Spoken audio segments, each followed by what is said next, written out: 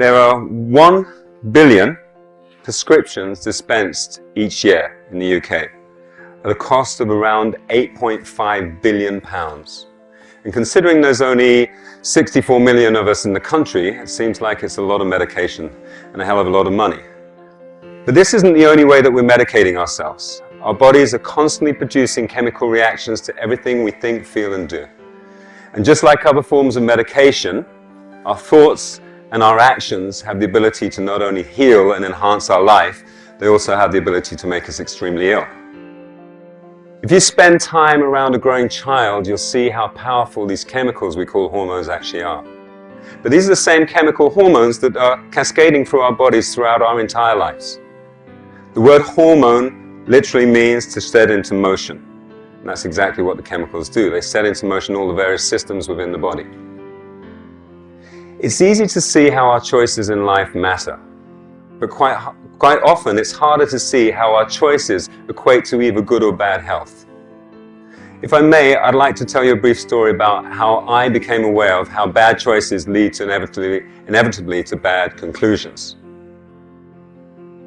Soon after I left school, I was fortunate enough to get a job as an apprentice to one of the world's most respected fashion designers. And before long, my life was like living a dream. My days were amazing, and my nights opened up into a world of fashion shows, exclusive nightclubs, and celebrity parties. Right? And as an 18-year-old boy, I was just totally seduced.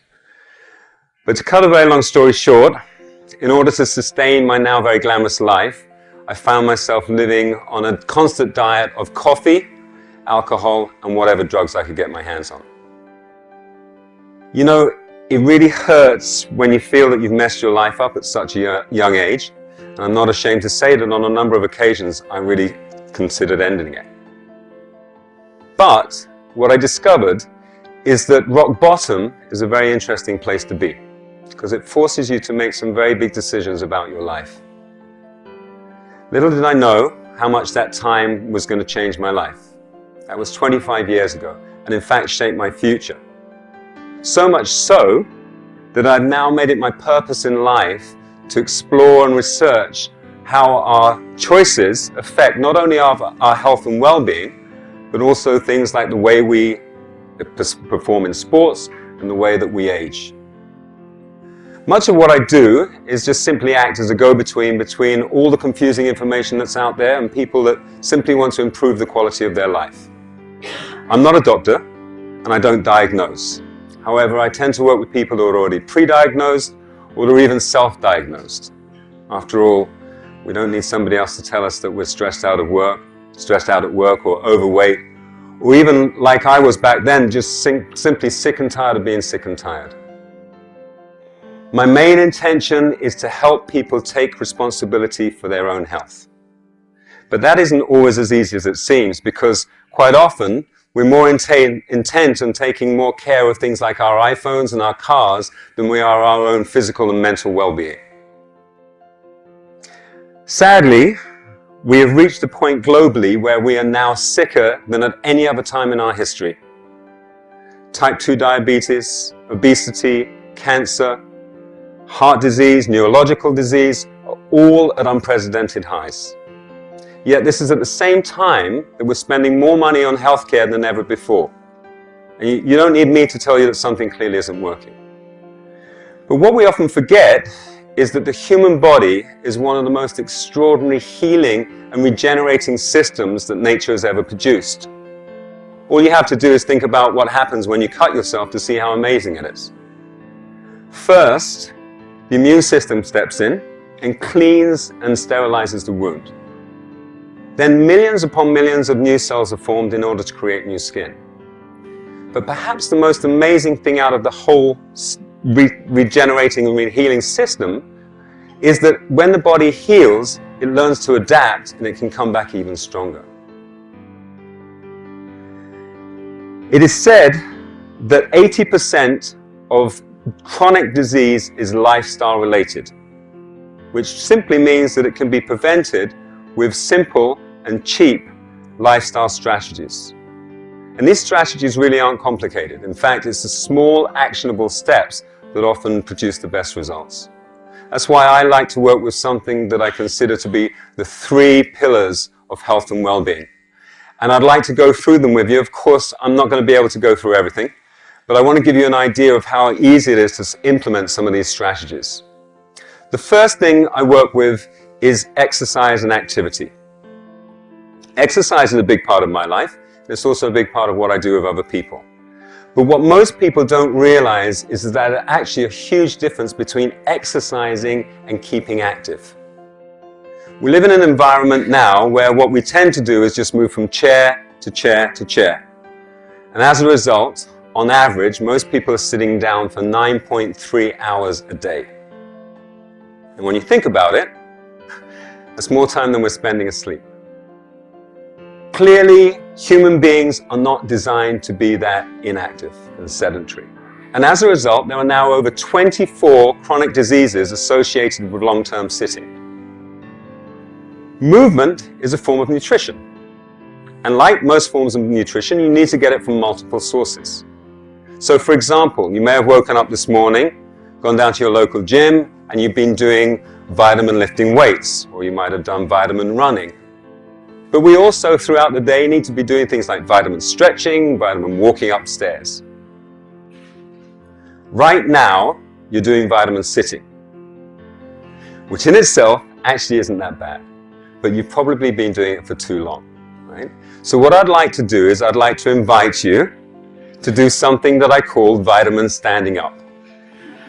Okay? Yeah. It's easy, right? If you want a challenge, try and stand up without using your hands. Okay, those of you who don't stand up, it doesn't matter because I won't kick you out, obviously. It's only an invitation. The simple act of standing up can be so powerful, particularly when you've been sitting for so long. Thank you. Did a great job. Come and sit back down. I won't ask you to do anything more, right? But I knew you'd been sitting for a long time. But interestingly, what you also demonstrated is that some of you begrudgingly stood up, is that none of us really like being told what to do, even when we know that it's good for us. Right? Which brings me on to pillar number 2, which is diet and nutrition. We all have a very personal relationship with food because we're constantly putting it in our bodies. And that's one of the reasons why we don't like being told what we can and cannot eat. And I'm not going to do that today. But what I'd rather do is I'd rather get you to think about food and just how much it's changed in the last 50 or 60 years. Much of the food that we're eating today and drink is processed, which means it's been manufactured to taste good, which also means that it's had other ingredients added into it, mainly ingredients like salt, sugar, and fat. But there's a real movement away from these highly processed foods to foods that now, ironically, are being called real foods. These are foods that exist in their original state. And these are also foods that don't have ingredients decks slapped on the side with ingredients that you can hardly pronounce. And of course, there's a basic logic that said if you can't pronounce it, then you really shouldn't be eating it, right? It's clear that our health is directly related to the quality of food that we eat. Eating real food isn't that hard, but it just might take some planning ahead, but it's certainly worth it. There's more to the science of nutrition than just eating real food, but as I said before, you actually don't have to do a lot to make a difference. You just need to know what to do, and then you do it on a regular basis. Which brings me to pillar number 3, which is rest and restoration.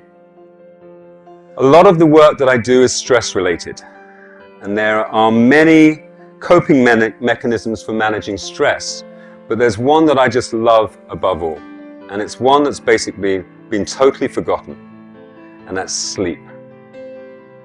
Sleep is nature's way of naturally metabolizing stress. Plus, it's vital, which means it's essential for life. But it seems that the more stressed we become, the more we've neglected the natural healing powers of sleep. Contrary to popular belief, less sleep doesn't make us more productive. In fact, most of the research says exactly the opposite. And there's a lot of research now that suggests that it's the quality of our sleep as well as the quantity of our sleep, which is important. Quality of sleep's interesting. Quality of our sleep really relies on our internal body clock being in sync with the day and night. And that means the light and the dark. The problem we face here is that for many of us, throughout the day, we're shielded from the natural light. And then in the evenings, we're subjected to extended periods of artificial light. One of the easiest ways to promote good quality of sleep is simply by getting access to as much natural light as you can throughout the day. Particularly in the morning, because that's when the circadian rhythm of the body is set.